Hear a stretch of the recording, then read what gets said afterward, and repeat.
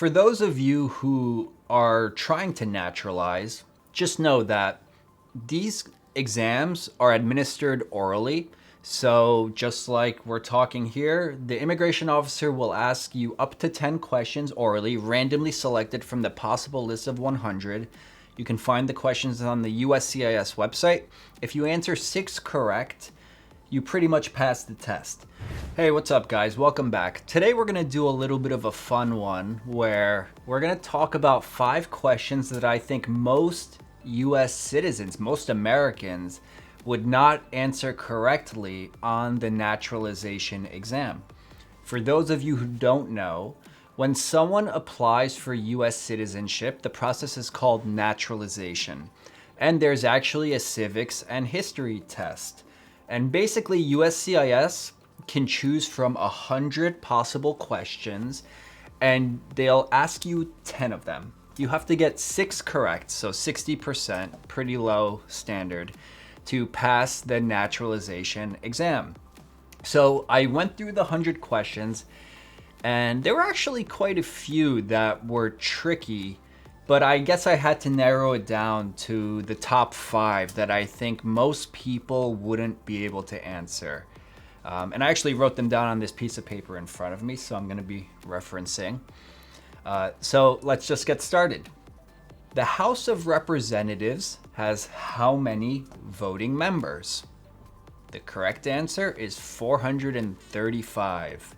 If you provide any other answer, this would be wrong, and the officer would move on to the next question. If both the president and vice president can no longer serve, who becomes president? And the answer is the Speaker of the House. You might be thinking, yeah, I knew that one. That one was pretty easy. Sorry, I didn't know that. So it's on the list. Under the Constitution, some powers belong to the states. What is one power of the states?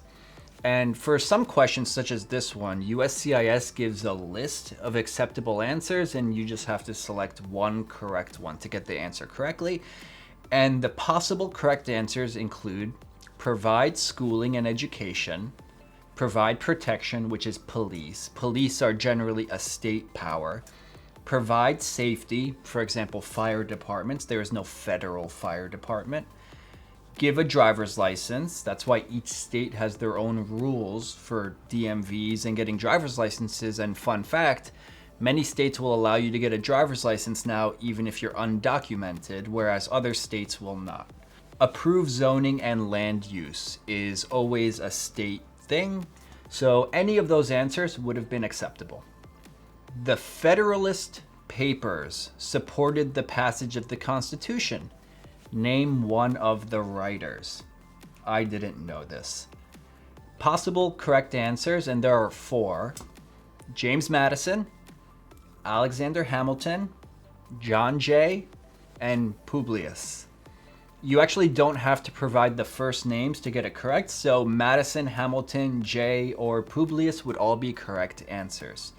And finally, and I'm gonna get a lot of slack for this one, what did Susan B. Anthony do?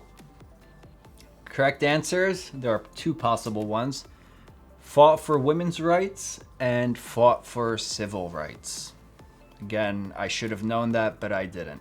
There's one other requirement. They want you to typically write one sentence in English on an iPad or tablet. It's usually an iPad. After that, what will typically happen is they will give you a piece of paper that says, congratulations, you passed the test, but just wait for information about your swearing in ceremony by mail. Typically, you will not become a citizen on the same day that your test is administered, although that's not always the case. Sometimes they'll just bring you to another room and swear you in as a citizen. Rare. You will typically, several months later, receive a swearing in ceremony notice by mail. You show up, you bring your green card, they take it from you, you update your application to let them know if you've traveled anymore outside of the US or been arrested for any crimes since your interview date. And then you'll be in a group of people who are all becoming citizens. They'll ask you all to raise your right hand, and you just repeat after the immigration officer. You say your oath, and you depart the building with a little American flag as a US citizen. If you're going through this process and you need any assistance applying for citizenship, naturalization, green card, or any other immigration benefits, please feel free to contact me.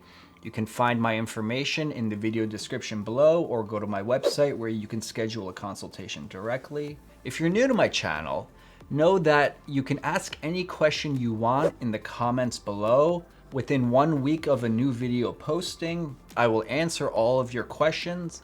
If you have an idea of a topic you want me to discuss in a video, put it in the comments. I take it all under advisement, and if it's a great topic, I will definitely make a video, because coming up with these topics, as you can see with today's topic, I run out of ideas sometimes. So your comments really help me build this channel. If you're new to my channel, just know that I put out a new video on a weekly basis. And thank you guys for watching. I'll see you next week for another one.